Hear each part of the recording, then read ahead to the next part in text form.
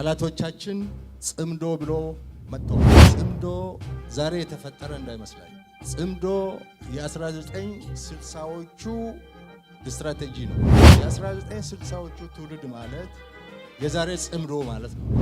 የዛ ዘመን ትውልድ ማርክሲዝም ሌኒዝም እያለ ታሪካዊ ጠላቶቻችንን እያጋበዘ ሞቃዲሾ እየሄደ ካይሮ እየሄደ ኃይል እያሰባሰበ የሱዳን፣ የግብፅ፣ የኤርትራ ቅንጅት በመፍጠር ኢትዮጵያን ከባህር በር የማባረር ዘመን ነበረ የ1960ዎቹ ትውልድ።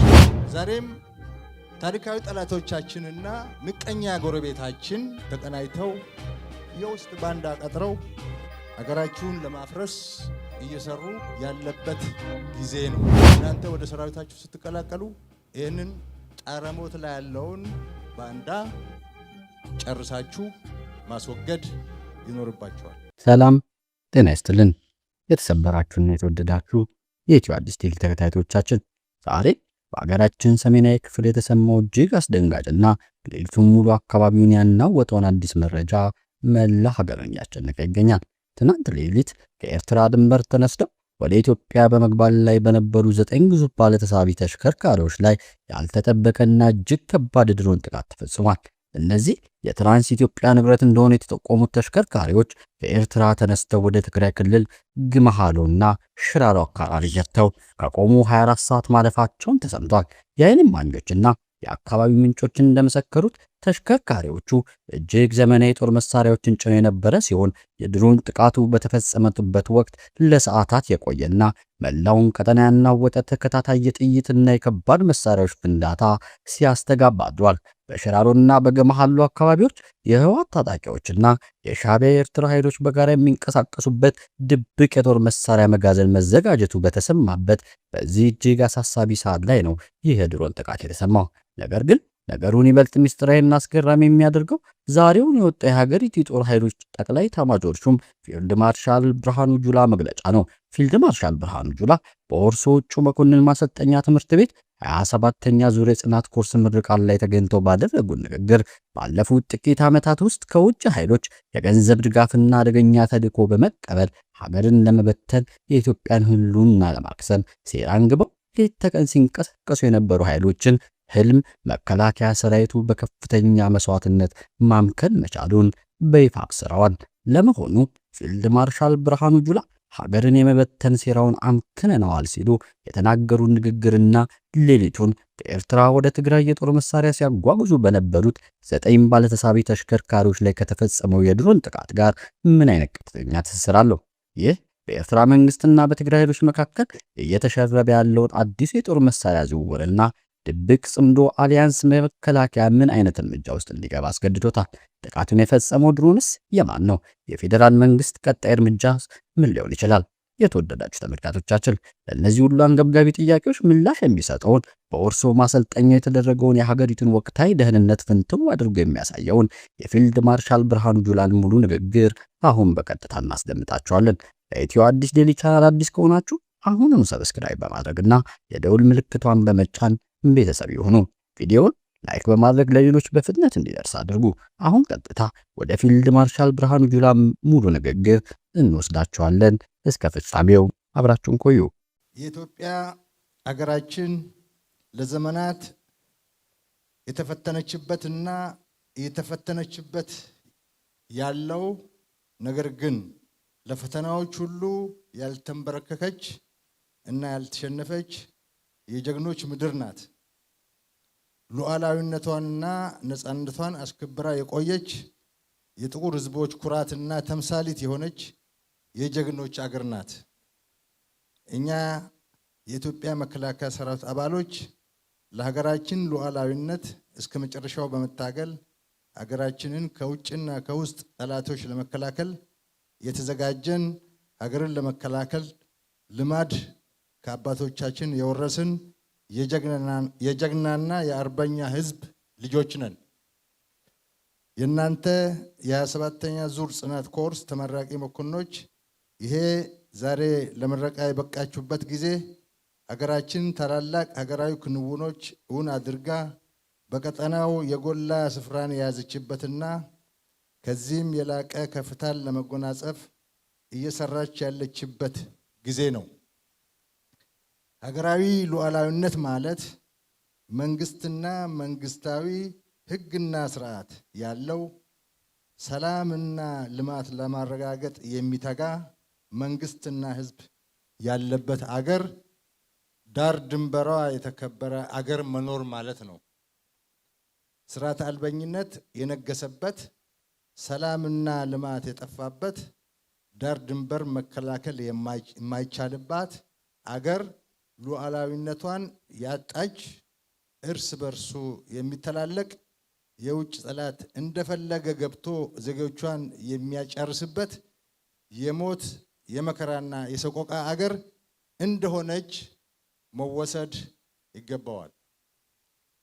እኛ መከላከያ ውስጥ አገራችንን እያገለገልን ያለን የኢትዮጵያ ልጆች ሉዓላዊነትን አስከብረን የዜጎቻችን ሞት መከራና ሰቆቃ ሳይሆን ሕግና ስርዓት፣ ሰላምና ልማት ለመጠበቅ ነው። ይሄንን ተልዕኮ ለመወጣት ዛሬ የተመረቃችሁ መኮንኖች ታላቅ ኃላፊነት እነዚህ ነገሮች መሆናቸውን ማወቅ ያስፈልጋል። የኢትዮጵያ ሕዝብ ሞት፣ የኢትዮጵያ ሕዝብ መከራ፣ የኢትዮጵያ ሕዝብ ሰቆቃ፣ የኢትዮጵያ ጨለምተኝነት ሳይሆን ኢትዮጵያ ሕግ ስርዓት ኖሯት፣ መንግስት ኖሯት፣ ሰላም ኖሯት፣ ልማት ኖሯት እንድትቀጥል የማድረግ ተልዕኮ እየወሰዳችሁ እንዳላችሁ ማወቅ ይኖርባቸዋል። በሌላ በኩል የተረካቢ ጠላቶቻችን ሀሳብ ጠመንጃና ገንዘብ ተቀብለው የኢትዮጵያን ሕዝብ ወደ ስርዓተ አልበኝነት በመክተት ለሰላምና ልማት እጦት ለመዳረግ የሚሰሩ ባንዳ ኢትዮጵያውያን አሉ።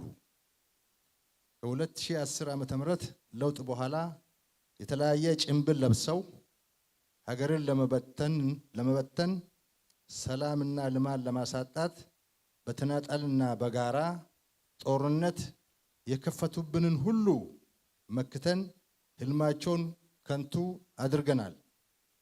የጥፋት እጃቸውን እየቆረጥን አለቀላት የተባለችውን ሀገር በማዳን ሀገራችን በየቀኑ ወደ ከፍታ እየወጣች ትገኛለች። እናንተ ዛሬ የተመረቃችሁ ያላችሁት መኮንኖች በገለጽኩት ትግል ውስጥ አልፋችሁ የመጣችሁ የላቀ የኃላፊነት ዕውቀት ጨምራችሁ ወደ ለመዳችሁት ትግል የምትመለሱ የቀረውን ስራ ጨርሳችሁ ሀገራችንን ወደ ተጨማሪ ከፍታ እንድታወጡ የታጫችሁ የሰለጠናችሁ ብዙ አስተዋጽኦ የሚጠበቅባችሁ መሪዎች ትሆኑ ዘንድ የኢትዮጵያ ሕዝብና መንግስት እንዲሁም ተቋማችሁ መከላከያ ከባድ ኃላፊነትና አደራ ዛሬ እየሰጣችሁ ይገኛል። መኮንንነት አደራ ነው። መኮንንነት ዕውቀት ነው።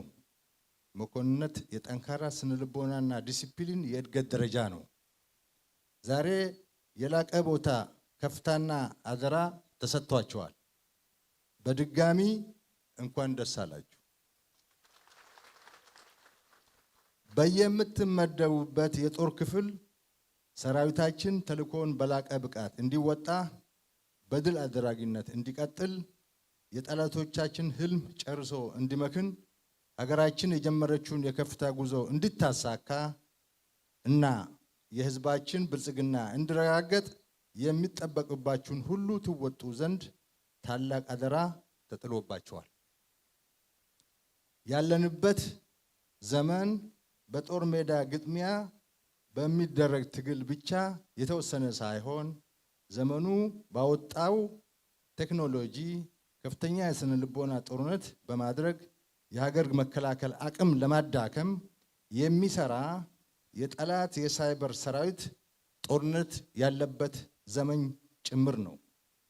ይህን ወረበላ የጠላት ሳይበር ሰራዊት የመመከት የመሪ ሚና ይጠበቅባቸዋል። ሰራዊታችንን ለመከፋፈልና የኢትዮጵያዊነት ጽናቱን እንዲሁም የሀገር ፍቅር ስሜቱንና አርበኝነቱን ለመሸርሸር እየተደረገ ያለ ርብርብ መሆኑን በሚገባ ተገንዝባችሁ ይህንን አደገኛ የጠላቶቻችንን የተቀነባበረ ሴራ በአስተማማኝ ለመመከት ጠንካራ ትግል እንደሚጠብቃችሁ ልትረዱ ይገባል።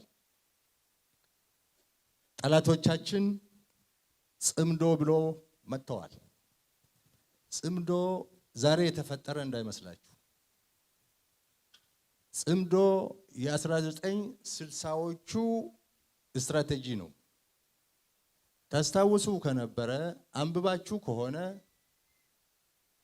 ትንሽ እኛ ከናንተ ቀደም ስለምንል በደንብ የምናውቀው ነገር ለናንተ ማስተላለፍ ያለብን ነገር የ1960ዎቹ ትውልድ እየተባለ ብዙ ጊዜ ይነገራል፣ ትሰማላችሁ። የ1960ዎቹ ትውልድ ማለት የዛሬ ጽምዶ ማለት ነው። የዛ ዘመን ትውልድ ማርክሲዝም ሌኒዝም እያለ ታሪካዊ ጠላቶቻችንን እያጋበዘ ሞቃዲሾ እየሄደ ካይሮ እየሄደ ኃይል እያሰባሰበ የሱዳን፣ የግብፅ፣ የኤርትራ ቅንጅት በመፍጠር ኢትዮጵያን ከባህር በር የማባረር ዘመን ነበረ። የ1960ዎቹ ትውልድ ያን ጊዜ ካይሮ ሄዶ ደጅ የጠኑ፣ ያን ጊዜ ካርቱም ሄዶ ደጅ የጠኑ፣ ያን ጊዜ መቃዲሾ ሄደው ደጅ የጠኑ የነ ዚያድ ባሬ ተላላኪዎች፣ የነ ፈርዖን ቤተሰብ ተላላኪዎች፣ የካርቱም ተላላኪዎች ግንባር ፈጥረው የዛሬ 60 ዓመት ኢትዮጵያን ከባህር በር በማባረር ኢትዮጵያን በእርስ በርስ ግጭት በማዳከም በቀጠናው ትርጉም ያለው አገር እንዳትሆን በቀጠናው የአባይን ውሃ እንዳትጠቀም ሲደረግ ነበረ። ተሳክቶላቸዋል። ከባህር በር አስወጥተውናል። ያልተሳካው ባህር አባይን መገደብ የማትችል አገር መፍጠር ነበር። እሱ አልተሳካም። ባህር በር የማባረር ግን ተሳክቶላቸዋል። የተሳካበት ምክንያት እነሱ ጎበዞች ስለሆኑ ጀግና ስለሆኑ አይደለም። እነሱ ባንዳ ስላገኙ ነው። የገዛ አገሩን የሚወጋ የገዛ አገሩን የሚያዳክም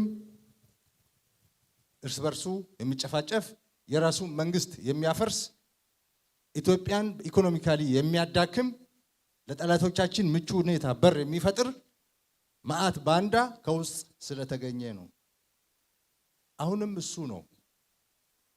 አሁንም እየተደረገ ያለው እሱ ነው። ያን ጊዜ የነበሩ ባንዳዎች መልካቸውን ቀይረው ነው እንጂ ያሉት እነሱ ናቸው።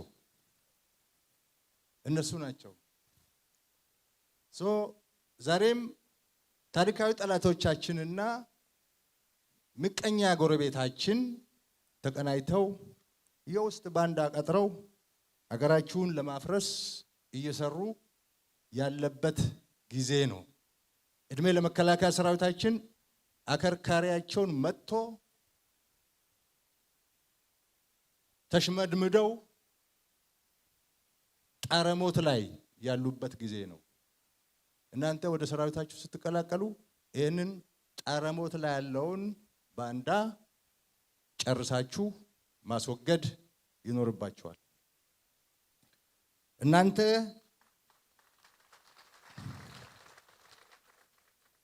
እናንተ ዛሬ እየተመረቃችሁ ያላችሁት መኮንኖች በገለጽኩት ትግል ውስጥ አልፋችሁ የመጣችሁ የላቀ የኃላፊነት ዕውቀት ጨምራችሁ ወደ ለመዳችሁት ትግል የምትመለሱ የቀረውን ስራ ጨርሳችሁ አገራችንን ወደ ተጨማሪ ከፍታ እንድታወጡ የታጫችሁ የሰለጠናችሁ ብዙ አስተዋጽኦ የሚጠበቅባችሁ መሪዎች ትሆኑ ዘንድ የኢትዮጵያ ሕዝብና መንግስት እንዲሁም ተቋማችሁ መከላከያ ከባድ ኃላፊነት እና አደራ ዛሬም እየሰጣችሁ ይገኛል። መኮንነት አደራ ነው። መኮንነት እውቀት ነው። መኮንነት የጠንካራ ስነ ልቦና ዲሲፕሊን እድገት ደረጃ ነው። ዛሬ የላቀ ቦታ ከፍታና አደራ ተሰጥቷችኋል። በድጋሚ እንኳን ደስ አላችሁ። በየምትመደቡበት የጦር ክፍል ሰራዊታችን ተልእኮውን በላቀ ብቃት እንዲወጣ በድል አድራጊነቱ እንዲቀጥል የጠላቶቻችን ህልም ጨርሶ እንዲመክን ሀገራችን የጀመረችውን የከፍታ ጉዞ እንድታሳካ እና የህዝባችን ብልጽግና የሚጠበቅባችሁን ሁሉ ትወጡ ዘንድ ታላቅ አደራ ተጥሎባቸዋል። ደጋግመን እንደምንለው በማሰልጠኛ ማዕከል የሚጨበጥ እውቀት ይበልጥ የሚዳብረውና አመርቂ ውጤት ሊመዘገብበት የሚቻለው ከዕለት ዕለት የተግባር ስምሪት እየተማሩ መጓዝ ሲቻል ነው። የመከላከያ ሰራዊታችን ተሞክሮ ደግሞ ብዙ የምንማርበት ጥልቅ የልምድ ትምህርት ቤት በመሆኑ በማሰልጠኛ ትምህርት ቤቱ ቆይታ የቀሰማችሁትን እውቀት በተግባር ስምሪት ወቅት ከሰራዊቱ ተሞክሮ ጋር በማጣመር ማዳበር እንደሚጠበቅባችሁ ልትረዱ ይገባል።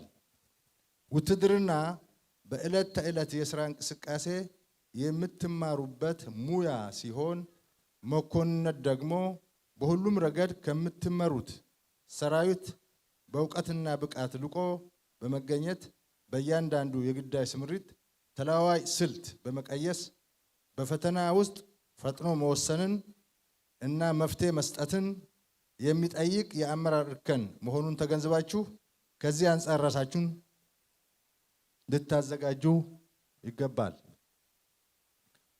እናንተ የዛሬ ተመራቂዎች በሰራዊቱ ውስጥ በበታች ሹምነት ተልዕኳችሁን ስትወጡ የቆያችሁ አሁን ለመኮንነት ማዕረግ የበቃችሁ ተመራቂዎች ስለሆናችሁ እንደ ማንኛውም ምሩቅ የምትታዩ ሳይሆን ውትድርናን በሚገባ የምታውቁ ታክቲካል አሃድ በመምራት የዳበረ ልምድ ያላችሁ በመደበኛም ሆነ በሽምቅ ውጊያ በተግባር ተፈትናችሁ ያለፋችሁ የተሞክሮ ባለጸጋ ስለሆናችሁ የሰራዊታችንን የዕለት ተዕለት የተግባር ስምሪት ከማሰልጠኛ ትምህርት ቤቱ ከቀሰማችሁ እውቀት ጋር በማጣመር አዳብራችሁ የሰራዊታችንን የተልዕኮ አፈጻጸም ወደ ላቀ ደረጃ እንድታሻግሩ የተጣለባችሁ ኃላፊነት ከፍተኛ ነው።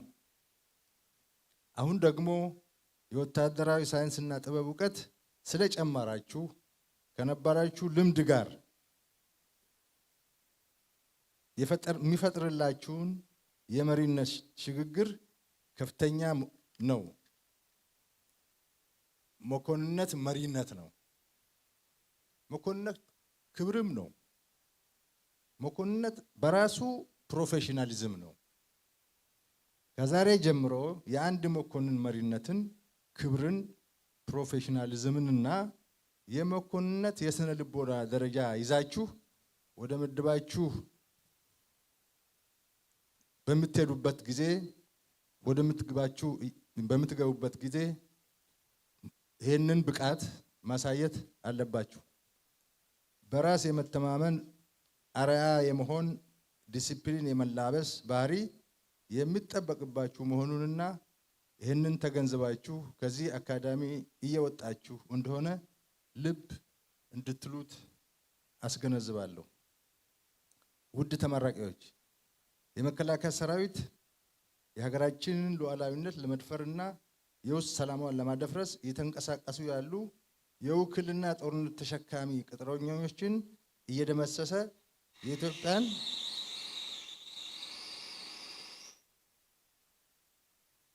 እየደመሰሰ የኢትዮጵያን የእድገት ጉዞ እያስቀጠለ ይገኛል። እናንተም የምትቀላቀሉት ይህንን ጀግና ሰራዊት በመሆኑ ጀግነቱን እና አርበኝነቱን ወደ ላቀ ደረጃ በማሸጋገር ተንጠባጥቦ የቀረውን ባንዳ የማጽዳት እቅድ ይዛችሁ ወደ ሰራዊታችሁ መመለስ ይጠበቅባችኋል። በመጨረሻም ስልጠናውን የታለመለትን ግብ ይመታ ዘንድ መመሪያዎችን በማስፈጸም አስፈላጊውን ድጋፍ በማቅረብና ክትትል በማድረግ የመሪነት ሚናችሁን ለተወጣችሁ የትምህርትና ስልጠና ዋና መምሪያ አመራሮችና የስታፍ አባላት እንዲሁም ቀንና ሌሊት ያለመታከት በማሰልጠን ለተመራቂዎች ተፈላጊውን ዕውቀትና ክህሎት ላስጨበጣችሁ የእጩ መኮንኖች ማሰልጠኛ ትምህርት ቤት አመራሮች፣ አሰልጣኞችና ስታፎች ምስጋና አቀርባለሁ። በሚቀጥሉት ጊዜ የምትቀበሉትን 28ኛ ኮርስ ሰልጣኞቹንም ዘመኑ ለሚጠይቀው መኮንንነት እንዲበቁ ለማድረግ ይቻላችሁ ዘንድ የራሳችሁን ዕውቀትና ልምድ ለማዳበር ከፍተኛ ትኩረት ሰጥታችሁ መስራት የሚጠበቅባችሁ መሆኑን አሳስባለሁ።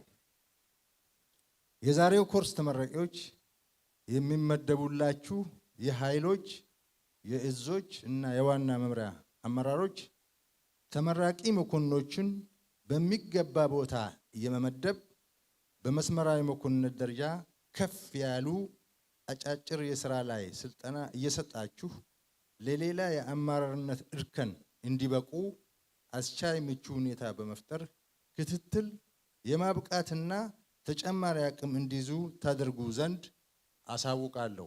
ይሄ መመሪያ ነው።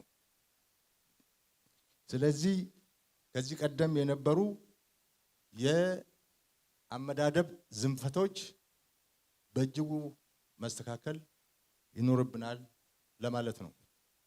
ማብቃት ይኖርብናል ለማለት ነው። ትምህርት ቤት ላይ ሁሉ ነገር አልቆ 100% ተጠናቆ ግራጁዌት ተደርጎ ቢኤ ዲግሪ ተይዞ የሚመጣ አይነት አይደለም የውትድርና ስራ። የውትድርና ስራ ዋናው ከማሰልጠኛ በላይ ተግባር ነው። ተግባር ደግሞ በእዝ አዛዦች፣ በኃይል አዛዦች፣ በዋና መምሪያዎች ጋ ነው ያለው እና እዛ ትልቅ ስራ የሚጠበቅባችሁ መሆኑን ማሳሰብ ፈልጋለሁ። ትንሽ ብክነት አለ። ይሄ መስተካከል አለበት። በአጠቃላይ ዛሬ የምትመረቁ እጩ መኮንኖች ኮርሳችሁ ጥሩ ዲሲፕሊን የተላበሰ በትጋት የተሰራ ብዙ መንጠባጠብ የሌለበት እና አገራችሁን ለማገልገል የቆረጣችሁ ጽኑ ጀግኖች የተፈጠራችሁበት ኮርስ መሆኑን ከሪፖርቱም በአመራር ጋር በነበረን ውይይትም ያረጋገጥን ስለሆነ ከእናንተ ብዙ እንደምንጠብቅ ልብ ልትሉ ይገባል።